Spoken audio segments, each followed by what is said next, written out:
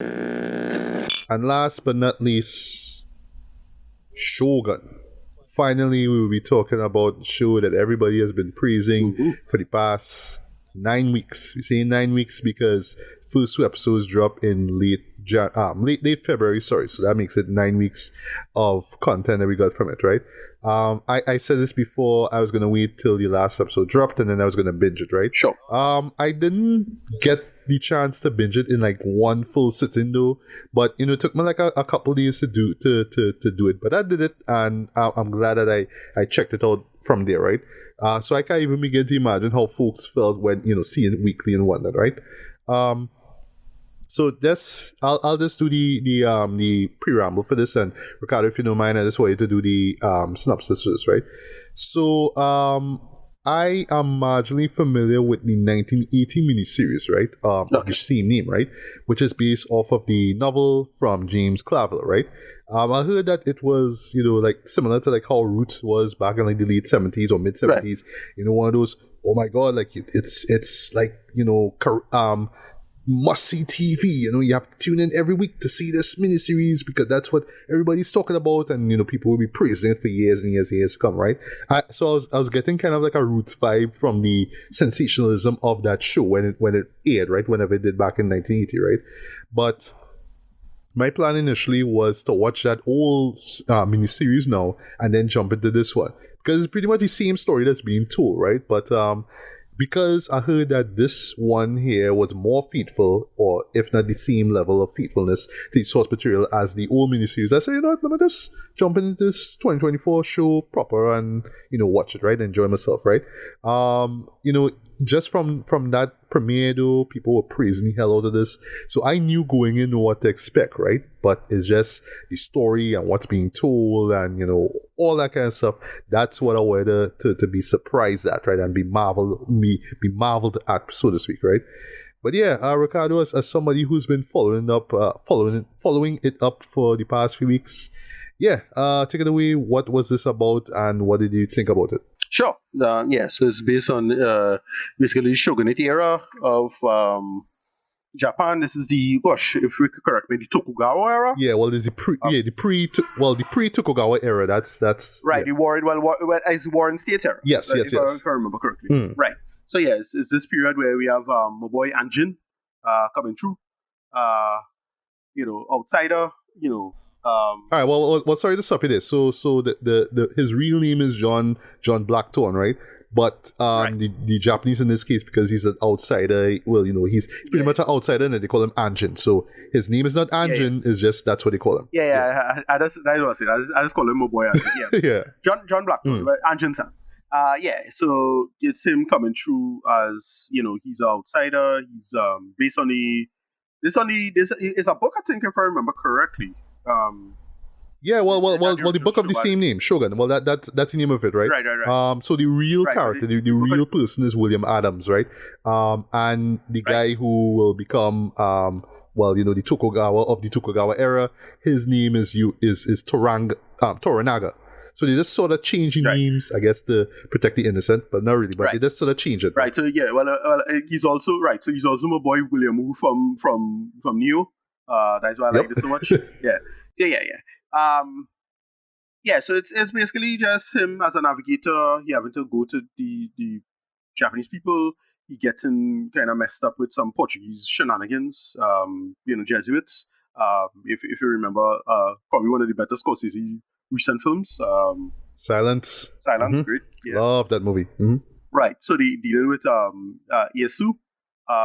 Control the territory where he is Erasmus, I think, originally landed.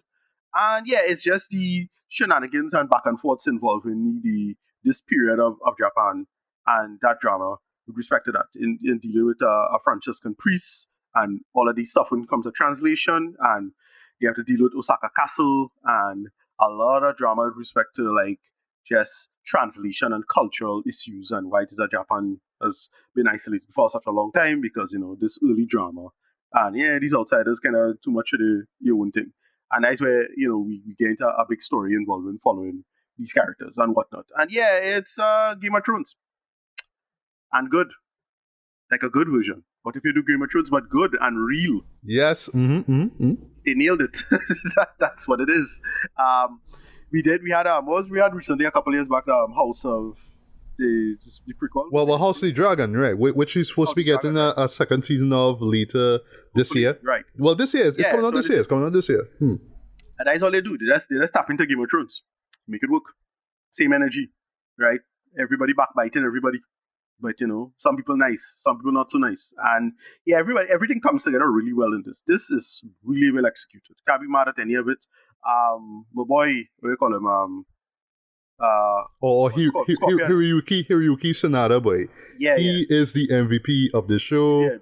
Yeah. He's the MVP. Yeah. Man hard. Yeah. They really make it work. Everybody come together. But why it really shines is the idea of translation. The idea of lost in translation and the shenanigans that could go on involved in that. Just not only miscommunication, but deliberate miscommunication, right? Very deliberate efforts by people because, sorry to say it, they're still biased too. It's not some computer doing the translation for them, right? They're biased, and it's embedded into the narrative and whatnot. And it's a really, really smart conceit of how to do this material and what to do, how and why they'll make these conceits in terms of telling the story as it is and who should do what and where. And then who fighting against who and why it is that these outsiders might be more trouble than they would, and so on and so forth. I thought this was kind of a masterpiece, and again, much like the challengers, it's probably going to get a best of the year. Just set design, brilliant. Costume design, brilliant. Acting, brilliant. Editing, kind of brilliant, kind of genius when they in terms of how they cut stuff and move from period to period and transitional material. And then the actual narrative itself, the characterization, everybody who comes together and who does what and sneaking and doing this and different cultures of honor and different cultures of mindset and who talking to who and why, and you get to see the difference between the outside and the inside and, all of that drama and who's shaking up what really, really works. That's why Anjin works really well, because he kind of works like a kind of reverse virus to clear up a lot of the nonsense, because if he wasn't there, a lot of bullshitters would have get rid of the bullshit. But he, part of the bullshit too, in his own way.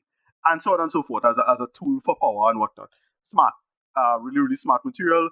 I liked it.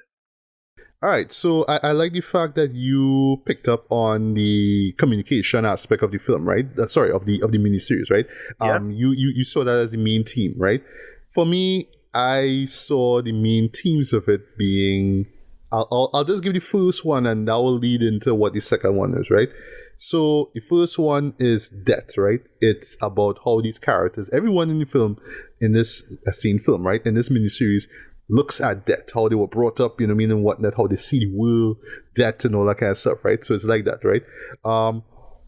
If you're familiar with samurai films, whether it's from the 40s onward, whether it's from Akira Kurosawa, and by the way, I saw some Kurosawa worship in it. I saw some Throne of Blood stuff, some Ran stuff, and I mean in terms of just the emotional and dramatic weight of things, right?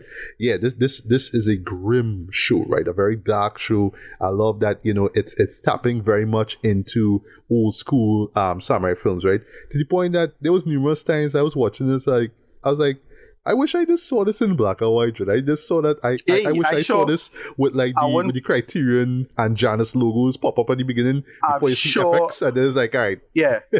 I sure you got somebody go and put out there, because it kind of reminds me. It had this great old school feel to it, man. You know what I mean? That's what I mean. Yeah. Yeah, exactly. I can imagine somebody doing it. If go to Tsushima, that same.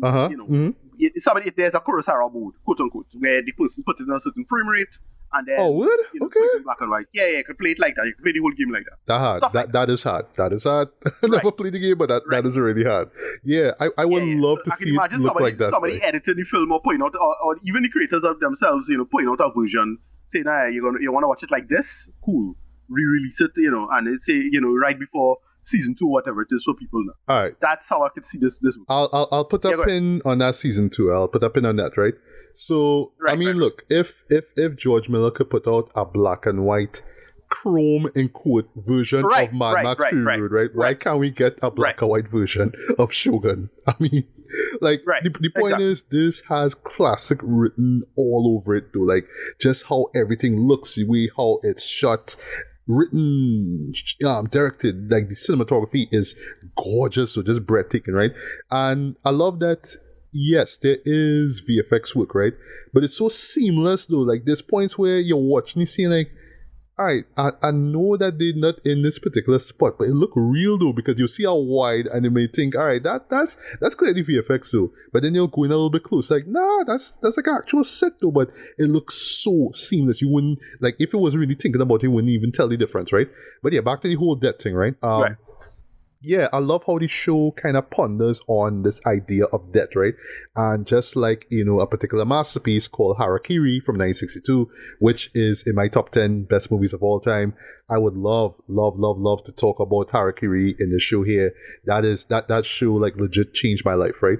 But yeah, that show, just like Shōgun, yeah, kind of call out on the whole hypocrisy of Bushido, just that whole belief system there. This whole idea of, you did this wrong, so you have to perform seppuku, and even if you're right, and even if you say, you know what, like, just give me a blight, or it's usually as a result of failure, like, I failed to do something, or somebody died, or in the case of the character of Toda Mariko, my family get killed, and I just kind of don't feel like I should just live, so let me just kill myself. You know what I mean? But somebody had to come and tell you, okay, well, you kind of have to have a reason why, you know what I mean, and all that kind of stuff there.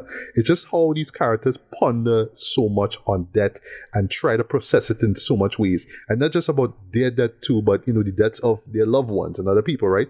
So that takes me to the character of Yoshi Toranaga, right? Played excellently by Hiroyuki Sanada, right? The stuff that he goes through, right? So for one thing, him being part of, what's called the 5 regents, right? So the other 4, and the main head of it now is the character of Ishido. He's like the main antagonist in this, right? Played excellently by Takahiro Hira, right? Yeah, it's like, basically it's just them voting on him being wiped out, right? Like, basically they would just want to get rid of this guy because he's doing some things that they don't like, right? And it eventually leads to, Toranaga going, to war against them, right? But the stuff that he goes through, boy, I don't want to spoil it here, right? It's the point that you would think that at some point in time, the man would have just like off and like do seppuku on himself, right? But this leads to, and in particular, a subplot involving his son, Dread. Right. And even he and all is driven by this whole attitude about death. So, aspect of it now is like proving yourself worthy on the battlefield, right? You want to have this beautiful death. That's what they call it, right? So yeah, he's all like gung-ho, like, you know what, I want to go out into war and all that kind of stuff, and have other people, elders, kind of looking at like, boy, you like little kids around too, right? And that leads to 2 of this show's most shocking moments. But one catch me completely by surprise because it's so graphic. But I like to see, yes, it happened. I'm not gonna spoil it, but my jaw dropped. I know what that is. What the bleep when that happened, right? And a second moment involving him. No, I'm not gonna see what happens there. And I see that too. But I kind of laugh at it too because of just how darkly ironic it is, though. But again, it goes back to the whole aspect of beautiful death. That's what you want, right? That's what it is, right? Right. So that leads to the second thing I pick up from it, man. And it's kind of obvious what it is. Yeah. Survival. Right. It's also about survival. And you see it through Toranaga's character. All this stuff this man has been seeing and going through and enduring. And at the end of the day, it's about survival, whether it's his survival or his loved ones or his clan or whatever it is. It's about survival, and whoever don't want to go with him on this route, well, yeah, well, they go, right? So it's like that, right? And I love how the show touches on that as well, right? He is a pure strategist throughout the show. Like, that's the more I think about him. Very pragmatic, right, very, very pragmatic, right? And he's a guy, he is just, he's patient, and he just think about it long term. They're like, all right, dog, I know I should rush in the battle, but no. Let me bide my time. Let me wait. Let me see somebody drop the ball here. All right, okay, cool. And I'll just see you play yourself out, and then when you least expect it, boom, that'll come and hit you. That's how he moves, Dread. I mean, up to the very end, Dread. I could understand. Yes, he is, the Tokugawa, right, that we know. You can understand why, slight spoiler, he becomes Shōgun. It make a lot of sense, right? It's not just about, knowing that you will die. Is just, how are you going to deal with it, right? And the obvious way is just to survive. Just think about, like, how am I going to benefit from all this? What steps can I take to get forward? So when it's my time to go, well, I already, you know what I mean? So I like that. the characterization for this is excellent across the board, right? Whether it's Yoshi, whether it's John Blackthorne, played by Cosmo Jarvis, right? Right. And I will admit, early on I wasn't this character wasn't working for me. I'll tell you why. Is the voice.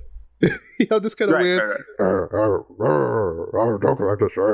like he have like I'll make the joke that they should put him in like horror films, or he have a horror movie voice. Like he should play like some priest in some exorcism film or something like that, like I don't know, alongside Russell Crowe or something like that. Like by the way, Russell Crowe seem to be like in exorcism films all of a sudden. I don't know, but yeah, I know. But like he like Cosmo have that kind of like horror movie kind of voice that it took me a while to get used to. At times, like when he deliver lines, just like, all right, like are you being kind of hammy for the sake of it, like like that, you know what I mean? But I understand that's the voice and whatever, but it works, right? Whatever. I like his conflict with him being a Protestant, and I don't like Catholics. So, and well, in this case, it's the British versus the Portuguese, and how that plays out as well too. And I like that, even though they all, it's all about the church, man. You know what I mean? There's more to it than that. There's something deeper going on there, right? And I love that. McGill, Anna Sawai was great, right? As Toda Mariko, right? I make the joke that she have the pretty sad look down, where, yes, admittedly, she is gorgeous, like, just seeing her on screen, right? But she is, like, always sad, even when she's smiling, even when she's all cheerful and whatnot. You could tell there's some sadness going on with her, and then when you get to she backstory, it's like, yeah, I understand. I see why, right? And I'll admit, though, near the end, though, I would say there's a moment involving her in the penultimate episode, by. Yeah, right. I remember again like a HBO show, like I watching, like you remember almost like a Game of Thrones or like The Last of Us, where they would just do like this instant gut punch way. As like, I can't watch this, but like why are you gonna do this for, boy? Right. Just kind of walk away feeling real sad about yourself, but you had to come back because the show wrapped it up, right? So it's like that, right? The supporting cast is great as well too, and I love the fact that it is a majority of the actors are Japanese. I love the fact that it is a mostly Japanese Japanese language show, right? There's English, but there's not that much English. I would say there's a third of English in every episode, and 2/3 is Japanese, right? And for me, like I know for some people that might seem kind of intimidating because, you had to read subs. So, I was reading subs, but I was also taking in the story and taking in the look of it and whatnot. So, there were times that I had to rewind certain scenes, because I wanted to be locked in. I wanted to know everything that was being said because, there's lines that are brought up. There's not references, but there's concepts that are brought up that show back up later on and whatnot. And this is one that you have to be very, very attentive with, right? It's not for the impatient, and I'll get to a certain point later on, right? It's not for the impatient viewer at all. You have to kind of sit down with it and let it soak it in and really take in what's going on. And believe you me, you will be rewarded, right? So all that being said, right, with all the praise about how it looks and all that kind of stuff, I should also mention too, the music is great. They actually get, we mentioned him again, Atticus Ross. He hooked up with his brother, Leopold, right? And he and this other guy, Nick Chuba, did a great score for this, right? Because, they bring some, tense, synth work, especially in the opening theme. And by the way, similar to a HBO, a Game of Thrones show or whatnot, that title sequence kicks ass. Right. I love it. I love it. I love it. I love it. I love it. I love it. I love what it's about. I love the metaphors and there's the symbols. I love all that, right? But I love that they also incorporate Japanese instrumentation into it, right? Cause I was thinking, when I hear the music, I was thinking the dark scores that you got in films like Ran and, what I mentioned before, Ran, Harakiri, Throne of Blood, you know what I mean? So if you are a fan of old school samurai films, you will love all this, right? But I'd also make the argument too that even if you're not into samurai films, you could go into this though and you'll learn a lot from it. I would say this is a great entry point into samurai cinema, right? So you don't even have to, watch Seven Samurai to kind of get this. You could jump into this and understand all this. So when you jump into some classic Japanese film, samurai films or whatnot, you'll understand the mindset, especially the whole Bushido stuff with death and all that kind of stuff, right? That being said, I can see people being let down by the finale. Right, me too. And I was just about to get to that. I was like, here's the yeah, thing. the second half. I don't have a problem with it. I get why it was the way it was, but I Right. can understand why where people might be coming from. Right. Here's the thing, though, and I had to keep this in mind while I was watching this, right? This is a mini-series, Exactly. so there is no season 2 coming up for this, right? Right. But the way how they end the show, especially the last few shots, it gives the impression of felt a like second season. Yes. But Yeah. there's not going to be, because in my mind, or unless FX like really go out the way and say, due to the overwhelming success of Shōgun, we're actually going to do a season 2. But I saw miniseries and I say, okay, this is the end of the story. All right. Okay, I can live with this, but I can understand people being very disappointed by it. But yeah, go on. Right. No, yeah, like the way I think it was, it could have easily been they could easily make a season 2, but you'll have to make up bullshit, or at least make up what you want, and we'll see if the writing is good or not. No. Look, Nolan and them just cook with Fallout, and that was like a brand new story on its own.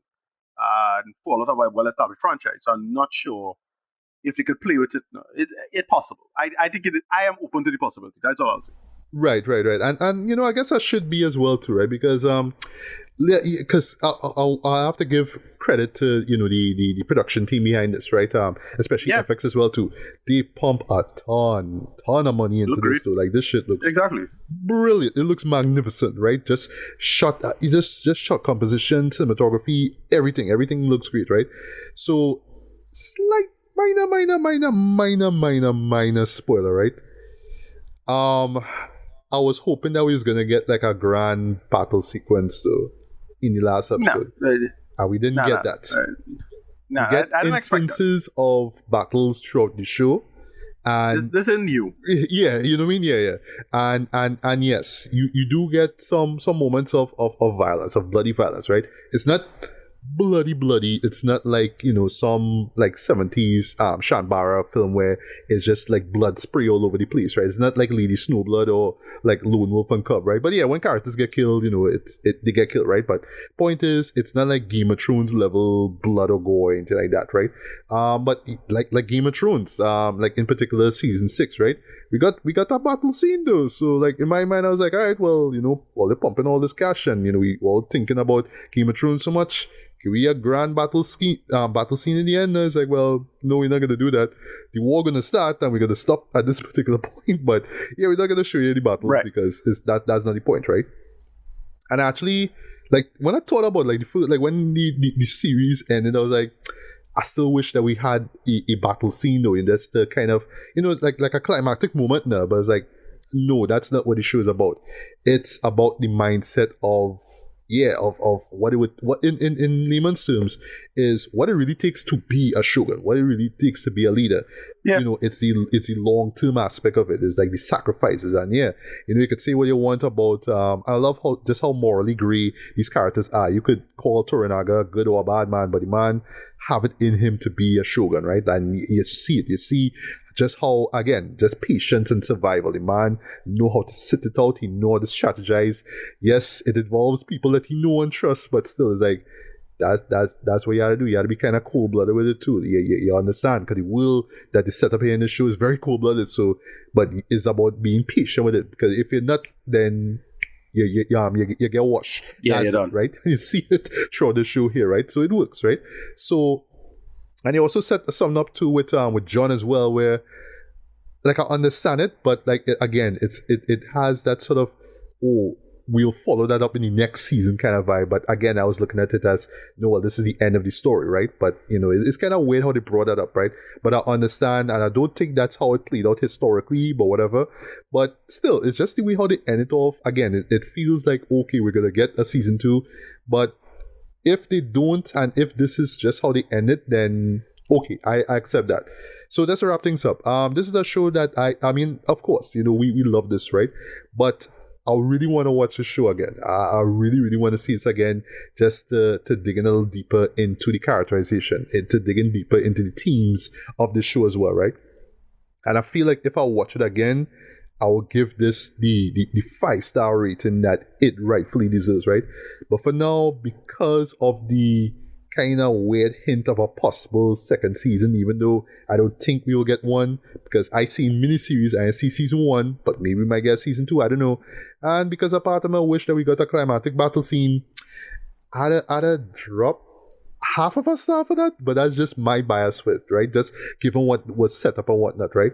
But for the sheer effort that they put into this, though, this is a masterpiece, though. This is going to go down as one of, if not the best TV shows of 2024. And for that, I have to give this a strong 4.5 out of 5.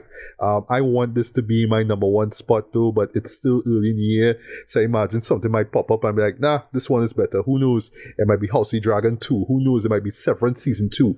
I don't know what it will be, right? But for now, Shōgun is the top spot, but you'll expect to hear this by year's end as far as best TV shows of 2024 goes. And I'll close this. I would even say best of the decade as well too, but yeah, this is up there as one of the best I've seen for the decade thus far, boy. They really knocked it out of the park with this one.